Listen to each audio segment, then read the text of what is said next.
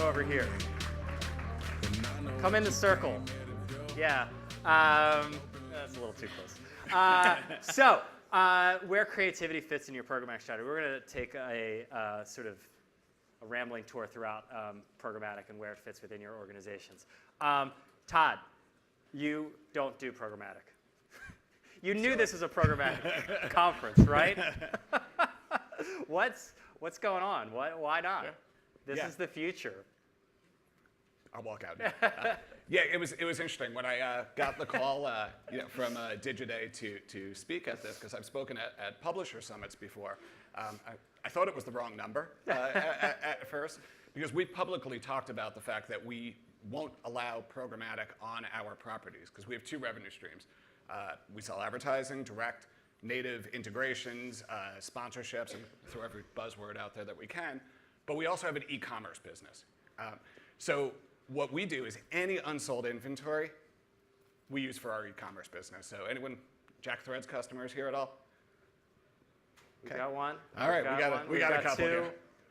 But it was an e-commerce business that we bought a couple of years ago. So literally any unsold inventory from our direct sales team, we're using to sell our own product. So it was interesting at first when I got the call. I'm like, well, why should we be involved in this? Because we're not using programmatic. Right. But it's actually, as you start thinking about it, and as I heard all the different definitions of programmatic over the past couple of days, we're actually using all of the different components of it for our creative custom ad programs. So we're using the data, we're using our own first-party data from guys who are buying product from us, literally millions of credit card transactions. We know what kind of clothing they're buying, what they're looking at, what content they're consuming, and that feeds into the content. And it feeds into how we create articles. But also, we are using programmatic externally. So when we put together a custom program for advertisers, we're running it first and foremost on our own properties, but also, when appropriate, we'll do audience extension and retarget our guys. So there you go. Eventually I got to it. So John, explain Zillow's programmatic approach very succinctly. Well, we're new, as most of us are, so we were getting nudged consistently with our key advertising partners that were running direct, spending millions with us, and saying, hey, we want to run programmatically, and we finally got to the ability to light private auctions on behalf of our clients and programmatic direct. But yeah, it was largely driven by our clients wanting to run. We had never really thought about it. We'd only really run open auctions. We lit up our first private auction in July of last year. Mm-hmm. I think one of the key challenges for us was that programmatic was this crazy, ominous thing, right? That, hey, this is going to commoditize the direct sale effort and going to lower eCPMs. And so a lot of my job over the last 9 to 12 months is shifting that framework to letting people understand that it's not ominous, it's not bad. We have the ability to control price floors, and we can operate our block lists. So we're much better today than we were just 9 months ago.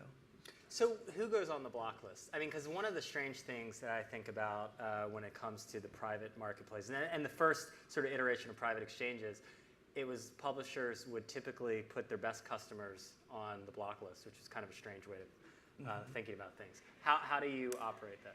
I would say that it's not necessarily people that are currently a direct partner. It's more or less people that we've been trying to court that are coming in the back door in the open auction. So we block them in an effort to start the dialogue and say, hey, we know you're trying to buy us, right? You might as well come partner with us directly. It's an awkward way to start the dialogue. We're very direct about it, right? We're just very direct about it, and it works. It has worked. That's interesting, because I've heard from a lot of publishers that that they end up looking at the open auction as a sales development tool. So it's like, hey, we see that you're bidding a lot on our inventory and you're winning, and that's great and everything like this. Why don't we do something? We'll unlock better inventory. We'll do other things. Here's what I'll say. It certainly depends on the situation and it depends on the client. We do that too, right? The people that run the open auction are your next private auction and preferred deal. So we definitely leverage that and understand who's buying us, whether it be a brand or just a technology partner. Yeah. So Todd, how are you dealing with, like the Thrillist approach seems like it would be inefficient. I mean, or is that not like a struggle at all with it being very handcrafted, like all of your advertising? Yeah, I mean, that's what we do. And from day one, it has been completely custom programs. So we're not, for the most part, accepting standard programs on the sites. We'll do that in conjunction with a custom program. But for us, it's all about, it is native. It is, how are we going to write an article that will help the advertiser's brand, whether they're sponsoring it or they're integrated into it. And we're very transparent about it being advertiser driven. But that's our business. That's what it's all about. But as a publisher, and there's a number of publishers in the room, to us, the most important thing is also being a marketer, right? So everything changed for us when we bought an e-commerce business. And we started, we are going out and buying the product ourselves. We have a warehouse with 100 people in it, shipping out millions of packages. But everything that you get from that by being a marketer yourself feeds back into how you would create a custom program for an advertiser, because you're an advertiser yourself. We have to bring in buyers, and then ultimately we want to make them into readers. And we bring in readers, and we want to make them into buyers. So after doing millions and millions of these transactions, we now are able to do these custom programs where we could focus exactly in on the KPI the advertiser has. So if they're trying to drive purchase intent, we've done so many of these, and we've done so many for ourselves, that we know exactly how to write the article. How many times do you mention the advertiser's name in it versus your own versus affiliated words? When you're doing co-branded media to promote it, how much of it do you dedicate to each of the brands? How much white space do you use? So it's become very scientific, but it's also, to answer your question, it's become very, very efficient, right? Because you're able to drive their metrics, measure their metrics, and as a publisher, you're getting pretty good CPMs on that. Is there a specific example of how being a marketer informed being like a publisher and running advertising for clients? Yeah. I mean, literally, it's every single program that we do. So our biggest advertiser is ourself. It's Jack Threads, right? And that's why we don't take anyone else's in, because we use all of that inventory. So we will do branding campaigns for ourselves. We'll do direct marketing campaigns for ourselves, and we pull all of this data together, and then we take a look at what the advertiser is trying to do, and we try and marry it with that. So literally, when we have our internal agency, which is called the CoLab, a lot of publishers have internal agencies now filled with editors, which is half of what we have, but the other half of what we have are the commerce people, or the data people, or the research people. So the science actually informs the content every time we do it. Yeah. John, what does your team look like? Yeah, so again, we're new. I am more or less the programmatic sales specialist, so I am kind of looped in across our direct sales efforts. We're split up kind of vertically, so you've got people that call on telecom, you've got people that call on mortgage and all the other verticals that make sense. We are certainly not in a place where we are as proactive as we would like to be when it comes to the direct sale and adding in programmatic as an additive approach. We're being very much reactive. I think 6 months from now we'll be in a much better place where... You mean reactive in like just responding to what clients are looking for? Exactly, Okay. yeah. But yeah, so to give you an idea, I think there is going to be a day where we may just have a data sales team, right? And that maybe competes with the direct sale. We haven't quite netted that out yet. Right. And do you sell your own data at all? It's something we're considering. It's definitely, I think, a hot topic for us. We were actually talking about this behind stage, we look at first-party data as so incredibly valuable, right? And we want to make sure that it's under lock and key, and data leakage is extremely, going back to the ominous thing, we sound totally paranoid. But no, we want to be very careful about, not having our first-party data segments showing up elsewhere. So a lot of redlinings when it comes to things like that. Yeah. Todd, how about you? No, we will not sell out our data. All right, that's our bread and butter. But we will use it to craft all of our programs. So that's a critical part for us, but that's the most important piece we have. Yeah. Can you give like an example of how you're using first-party data? Yeah. So let's say I'll just make up an example. But if an advertiser is trying to drive purchase intent, and that's their KPI. So we will and let's say that they're targeting a particular demographic. We can build an audience segment around people who we know went onto Jack Threads and they bought $200 worth of jeans. They looked for suits, or they looked through 10 different suits. They they bought 10 times with us over the course of the year. They like red socks. And that's our first party data. It's not from an exchange. Like, we know what these guys are buying. And then we can take a look at what they do as a reader on our properties as well, right? So we know that maybe on Thrillist that they read a lot of content around hamburgers, bacon, and particular types of beer. So all of a sudden, we can... Sounds like Brooklyn. It could be. So what we'll do is we'll be able to put together a really nice picture of this person, and then we'll take a look at all the campaigns that we've done to drive purchase intent, and it really informs us of how to write for this audience segment, and then how to promote for this audience segment. So it's taking those pieces of data together, if that makes sense. Yeah, it makes a lot of sense. John, can you talk a little bit because you're building sort of a team.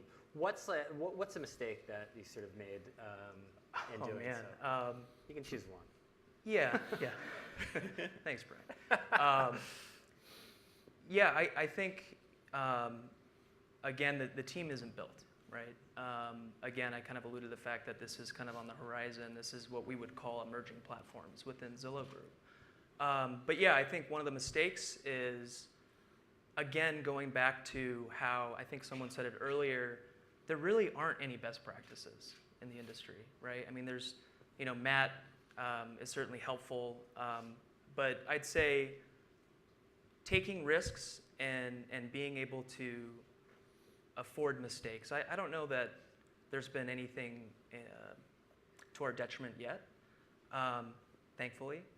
I think for us, we have the liberty of taking risks and knowing that, again, as a publisher, a premium publisher, we have the ability to have all the levers and controls.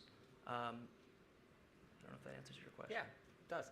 Todd, can you talk a little bit about mobile? I mean, how much are you seeing in your user base to shift to mobile? I would imagine it's pretty extreme. And then what challenges does that provide? Or is it more opportunities because you're not reliant on a lot of standard advertising? We're predominantly mobile, and we've been predominantly mobile for quite a while. I think it's real interesting also in our e-commerce business, where we're going to do about 2 million transactions, over the course of a year. 2/3 of those are happening from mobile devices, right? So think about, when you are buying clothing, and if you're buying it online, 2/3 of the guys who are buying our clothing are buying it right off of their mobile device. So it really is everything mobile, and it's mobile first, and that's how it powers it. Wow, that's amazing, 2/3. How about at Zillow? I would guess real estate is made for mobile. Yeah, we were talking about this earlier. So, think about Zillow and real estate. It's a mobile experience, right? You're driving to open houses. You're seeing on the map on your mobile device what other homes are for sale in the area. We've seen a tremendous lot of success in selling mobile directly. We haven't necessarily leveraged it a ton on the programmatic space. It's very interesting. So you're not getting like that 50% mobile discount? 50% mobile discount. Like you're only making 50% what you would make for a desktop user? Not at all. If anything, actually, we see a higher eCPM, which is very interesting. One more thing on that, I'd say that, 60% of our site audience is by way of mobile, 70% on the weekends. And what's particularly of interesting to me is that you would think that the call to actions in DR with mobile, you've got all these different steps to fill out a lead or the call to action for a mortgage. And one of the things that we found particularly interesting is the cost per lead for a lot of our mortgage advertisers is lower on mobile than it is on desktop, which is fascinating because you wouldn't think about applying for a mortgage on your mobile device, but that is a good indicator for how mobile is really becoming more successful. Okay, cool. I want to open it up to questions. I know we sort of hopscotched around a lot of topics. So if there's something you want to drill down on, now is the time. Who wants to ask the question? Anyone? One right over here. Hi there. For John, when you talk about data and using it, how far do you go with letting people access your data, is it accessing it from a targeting standpoint, or will you be interested in like wholesaling some of that data for them to use as an ingredient in their formulas? Oh man, you're putting me on the spot here. You're welcome. Yeah, thanks. I don't know that I could actually really answer that. What I will say is it's first-party data, again, is so valuable to us and so valuable for our key partners and advertisers. So all I can say is we're looking at all options. And really, at the end of the day, we know that being able to facilitate either a buy on our client's behalf with audience extension or allowing them to come in and get access to their our first-party data and buy it on their own. Those are kind of the things that I think that publishers are really considering at this point. But absolutely, data leakage, what we were talking about, is of enormous concern. What do you do to protect the data? Good question. That's a lot of, like I said, a lot of protections and different legal paperwork. We would love to think that no client would ever kind of jeopardize that. But yeah, you got to protect yourself. So it's a good question. I'd love to hear from anyone else if they've had success on data protection. Please come talk to me. Todd, how do you protect Thrill's data? We don't let, excuse me, we don't let anyone have access to it. I mean, access. we're an e-commerce business. I mean, we have a lot of credit cards as well. There's a high degree of safety there. Okay, cool. Well, we're out of time, but thank you very much, John and Todd. Appreciate it.